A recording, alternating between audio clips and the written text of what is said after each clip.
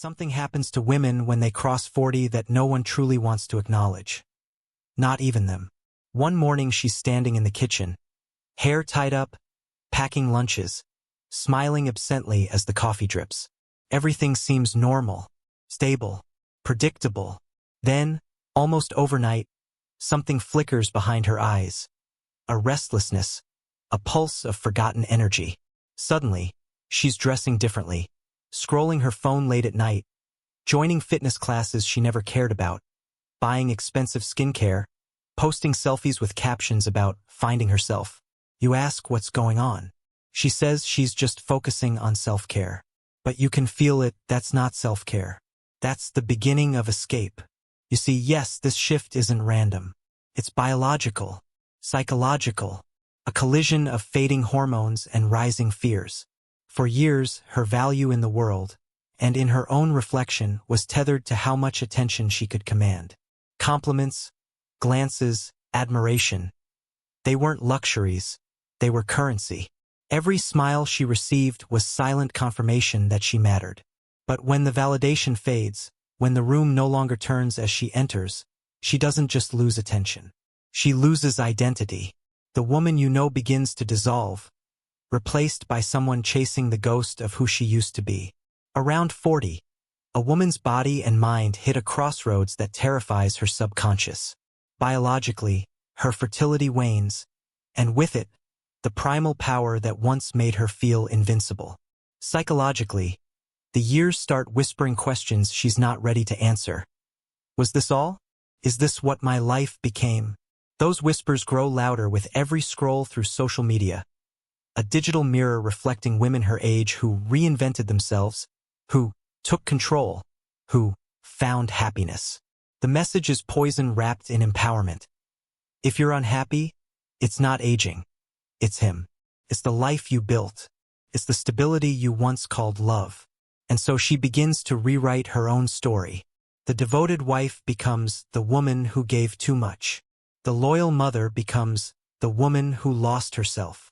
Every act of care you once admired now becomes evidence of her oppression. The same life that gave her security now suffocates her. She doesn't see home. She sees a cage lined with photo frames of the years she can't get back. And when that panic finally blooms into desperation, she doesn't run from you. She runs from the mirror that no longer flatters her, from the calendar that won't stop turning, from the quiet terror that she's fading into invisibility. The tragedy is that this transformation feels righteous to her. Society applauds it. You deserve more. You owe it to yourself. You're not old, you're evolving. They hand her slogans to disguise the truth, that she's terrified of aging, terrified of losing relevance, terrified that her power came from youth and that youth is gone. The midlife crisis isn't about rebellion. It's about grief. She's mourning herself while pretending she's finally alive. The gym memberships, the new wardrobe, the flirty messages, they're not signs of confidence. They're symptoms of withdrawal. She's addicted to attention, and now she's desperate for her next hit. You can almost chart it. First comes the nostalgia. She starts reminiscing about her 20s. The wild nights, the endless possibilities. Then comes the discontent. Little sighs, little comments about routine, boredom, feeling unseen. Then comes the rebellion, the new friends, often divorced, loud with false liberation. Wine nights that sound like therapy sessions but smell like gasoline poured on a marriage. Every complaint gets validated. Every fear gets echoed. You're not crazy, you're brave. And slowly, the life she built begins to rot from within. She won't say it out loud, but she's not chasing happiness. She's running from mortality. Every flirtation, every compliment, every message from a stranger isn't about love. It's about proof. Proof that she still matters. Proof that she's still visible. Proof that time hasn't won. And the cruelest part? You, the man who stood beside her for decades, can't help her. Because you're not the cure. You're the reminder. You're the living symbol of time passing, the witness to her fading youth, the mirror of her choices. And as much as she once loved you, now your constancy feels like condemnation. This is the first crack in the foundation. The rest, the detachment, the reinvention, the emotional distance is coming. She'll call it awakening. You'll call it betrayal. But what it really is panic disguised as freedom. Something deep changes when a woman hits 40, not on the surface, but in the architecture of her psyche. The woman who once lived for her family begins to crave something she can't name. It's not love, not passion, not adventure. It's validation reborn as necessity. For decades, she built her world around being needed. The meals, the kids, the schedules, all of it gave her purpose. But one day, when the kids grow older and no one needs her every minute, that purpose collapses. Suddenly, she's alone with herself. And she realizes she doesn't like who she's become. That quiet house she dreamed of, it now feels like a tomb echoing with her own irrelevance. So she starts to rebuild, but not from wisdom, from panic. She looks in the mirror and sees a ghost of the girl she used to be, and that ghost starts whispering. Remember when men used to stare? Remember when you felt powerful? Remember when life felt electric? Those memories awaken hunger, not for love, but for recognition. The need to be seen again, to feel wanted again, to matter outside the walls of domestic routine. And when that hunger meets opportunity, a smile from a stranger, a compliment at the gym, a message from an old friend, the fuse is lit. She'll tell herself it's innocent. She'll call it confidence. But it's not confidence. It's fear wearing lipstick. Every compliment she receives now means more than all your years of devotion, because it's voluntary. You love her because you must. He notices her because he chooses to. That difference rewires her dopamine, and suddenly, she's high again. Not on romance, but on relevance. That high is intoxicating, and she'll chase it like oxygen. From there, the transformation accelerates. New wardrobe, new hair, new excuses. She's not cheating yet, but emotionally, she's already halfway gone. She begins comparing, measuring, resenting. Your stability now feels like stagnation. Your love feels predictable. Your devotion feels dull. You became the wallpaper of her life. Always there, unnoticed. And in her mind, that makes you the problem. Because the human brain doesn't tolerate dissonance. If she feels empty, someone must be to blame, and it can't be her reflection, so it becomes you. This is where the rewriting begins. She starts curating her past like an editor, removing the chapters that make her feel guilty and highlighting the ones that make her feel trapped. The story of a loving marriage becomes a tale of emotional neglect. The years you built together turn into evidence of how she lost herself. It's psychological self-defense. If she can frame herself as the victim, she can justify the rebellion. And once the justification takes root, everything you say or do will be twisted to fit that narrative. Your concern becomes control. Your affection becomes guilt. Your patience becomes proof that you're boring, weak, uninspired. She's not looking for happiness. She's hunting for identity. Every self-discovery trip, every new hobby, every late-night me-time session is her way of negotiating with time, trying to outrun the one truth she can't face. She's aging, and no amount of lipstick, filters, or affirmations can reverse it. But instead of accepting the beauty of maturity, she fights it, and that fight turns her life into a battlefield. And you, standing there, are not her enemy. You're her reflection. You're what she's running from. The reminder of years spent, choices made, promises that can't be undone. And the cruel irony? The more loyal you are, the faster she runs. Because your loyalty reminds her of everything she's trying to forget. That she once needed you, that she once believed forever meant something. When a woman at 40 begins to unravel, she doesn't explode all at once. She dissolves quietly, in glances, in sighs, in phone screens lighting up at midnight. You won't see fire, you'll see absence. The slow, painful withdrawal of presence. The woman you loved still lives in her body, but her spirit is already somewhere else, chasing the reflection of a youth that time will never return. The third stage is the one most men never see coming, because by the time it arrives, they're already inside the fog. She hasn't left yet. She still sleeps beside you, still says love you, still laughs at dinner sometimes. But what you're looking at isn't love anymore. It's performance. a slow-motion act of emotional distance hidden behind familiar routines. You'll feel it before you can explain it. Conversations get shorter, smiles more mechanical, affection more choreographed.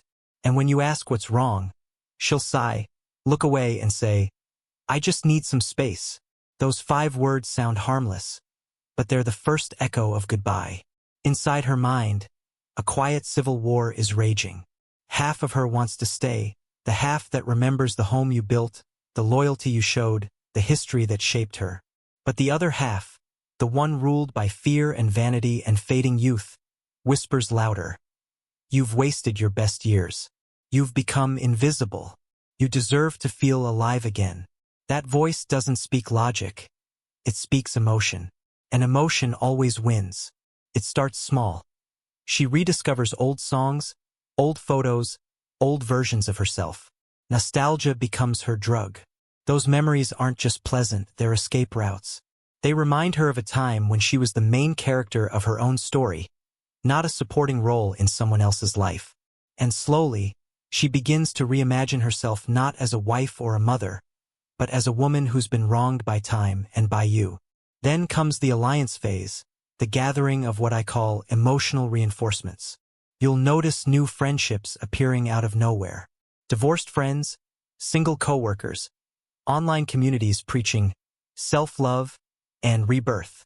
It's not friendship, it's indoctrination. These women don't rebuild each other.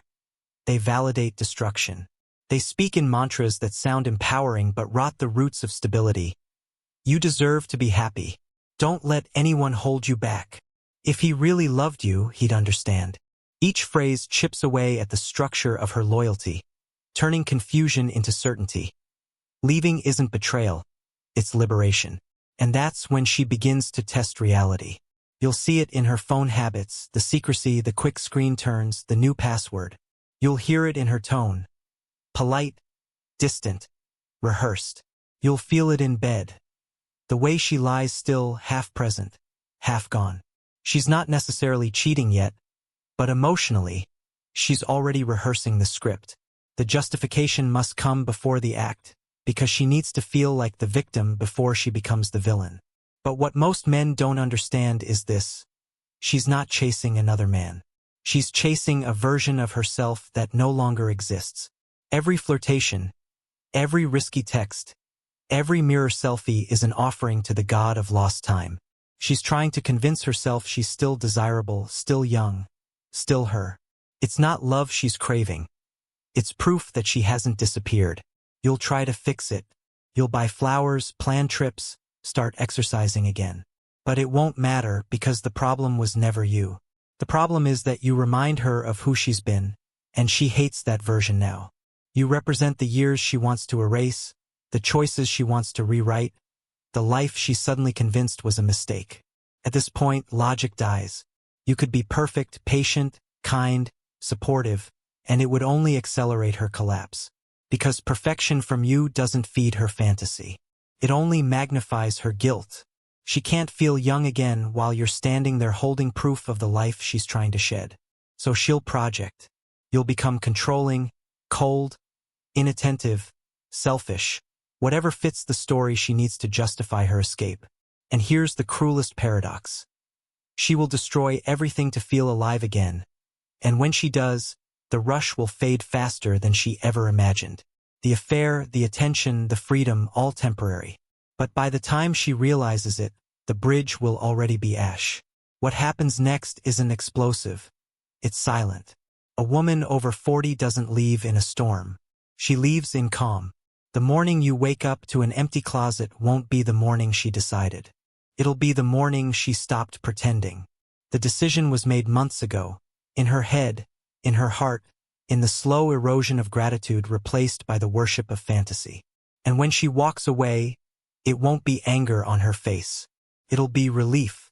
Because in her mind, she's not abandoning you. She's escaping herself. Here's the part no one wants to say out loud. Not the therapists, not the influencers, not the friends cheering her on. When a woman over 40 walks away from her family, she doesn't do it because she found happiness. She does it because she couldn't face irrelevance. Her rebellion isn't freedom. It's denial wearing perfume. She thinks she's reclaiming her life, but what she's really doing is running from her reflection. Terrified of the truth that youth has left the room and will never come back. You'll see it unfold like a movie she's directing for an audience that doesn't care.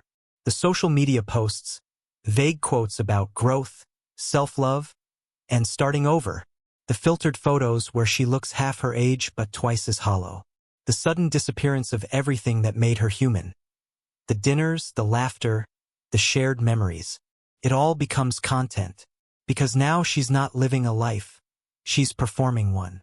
Every like, every heart, every DM becomes a digital drip of validation keeping her ego alive. But behind the filters, reality hits hard. The man she left you for, the one who understood her, who made her feel alive again, starts showing cracks. He's younger, maybe charming, but he's not built for the weight of her expectations. The magic fades, and she starts to realize that what she mistook for chemistry was just her brain gasping for novelty. The adventure becomes routine, the excitement becomes emptiness. And for the first time, she's truly alone. No husband to anchor her, no children to orbit her, no illusion to hide behind, just silence. That's when the guilt creeps in, quiet but relentless. It visits her at night when she scrolls through old photos of family vacations, of birthdays, of moments where she once felt safe. It whispers, "You traded meaning for moments." And for a while, she'll fight it, doubling down on self-love, posting more, pretending harder. But deep down, she knows. She knows that what she called courage was cowardice, that what she called empowerment was panic, that she didn't find herself. She lost the only version of herself that was real. And you, the man left behind, you'll be painted as the villain, the symbol of everything she had to escape. She'll rewrite history to protect her ego, tell people you were cold, distant, controlling. Because admitting she destroyed something good for a dopamine rush would mean facing the truth. And the truth is unbearable. She didn't fall out of love. She fell out of youth. And in trying to reclaim it, she burned everything that gave her meaning. Years later, she'll see you again. Maybe at a graduation, maybe at a family event. You'll have aged, sure. A few lines deeper, a little more gray but calm. Grounded. She'll see it in your eyes. Peace.